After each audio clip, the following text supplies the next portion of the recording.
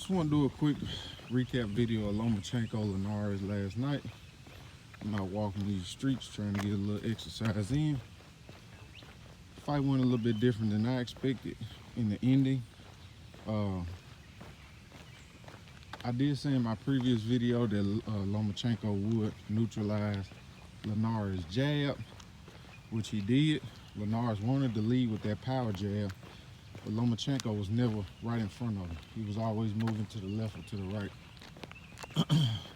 So he neutralized the jab. That's where a lot of Linares' offense comes off his jab with combination punching.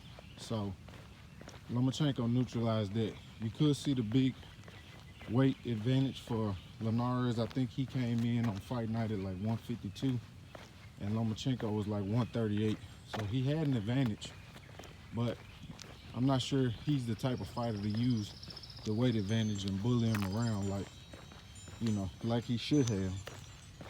Linares, you can see though, when he was landing those big shots, you can see him kind of, knocking Lomachenko back.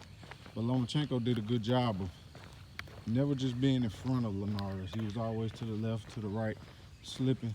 He kept pulling out that jab to always keep something in front of Linares to keep him occupied. Linares did have some moments where he landed some good body punching, but he didn't do it enough. But like I said, Lomachenko stays so busy, it's hard to establish any offense when you've always got to be aware of him and always on the defense. And also, like I said in my previous video, Lomachenko will pity pat and then go for a big body shot, which he ended up doing in the 10th round. Overall, it was a good fight. We did see Linares land a big straight right hand. That's the punch to land against the southpaw, and he landed it. I think it was more of a flash knockdown because it really stunned Lomachenko, I think, more than it actually hurt him. But overall, it was a good fight. Lomachenko proved he is, pound for pound, especially going up to 135 and fighting a bigger guy, way bigger guy. And he took a challenge as soon as he went up there. He didn't go to 135 and fight somebody like Tank Davis when he fought Cuellar or some dude like that.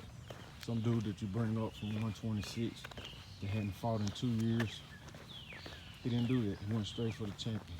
So Lomachenko proved he is top 2 in my book, pound for pound. I still got Terence Crawford #1. But Lomachenko proved last night he is the real deal. One more thing I noticed about the fight. Lomachenko,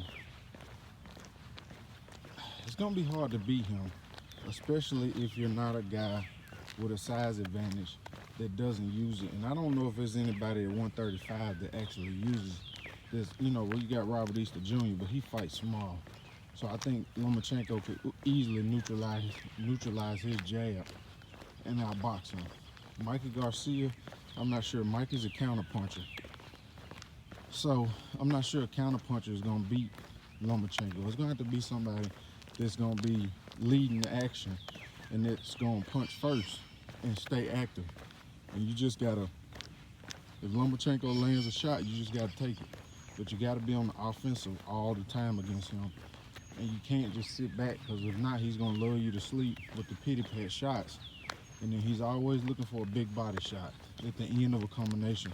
That's one thing he does well. He always ends his combinations with a body shot, or he's looking for a body shot. So overall, good fight. Linares fought a good fight, but then again, he didn't have his trainer. His trainer worked with David Hayes, so he didn't have his trainer that he's had for the last 13 fights in his camp. So he had a new trainer. So with all that being said, he fought good. I wish he would have fought at kept Lomachenko at the end of his jab, or at the end of his straight right hand, or the end of his left hook to the body. He let Lomachenko fight in the mid-range distance, and that's where he wants to fight, because Lomachenko has short arms. So with him allowing Lomachenko to fight in that range, he was destined to lose that fight. He needed to come out early and establish his range his jab, his body work, his length, and his power. He didn't do that. And Lomachenko just took over the show. But other than that, I'm gonna get back to this walk. Shout out to all my subscribers. Shout out to the Fight Journal. Shout out to True School. Shout out Ross Clock. Shout out to everybody, man, that's down and about boxing, man. That's all this is about, is boxing. So if you ain't with, if you're not a boxing fan, if you're a fan of a boxer, and you're not a greater of the sport of boxing, you ain't a boxing fan. You're just a fanboy. Peace.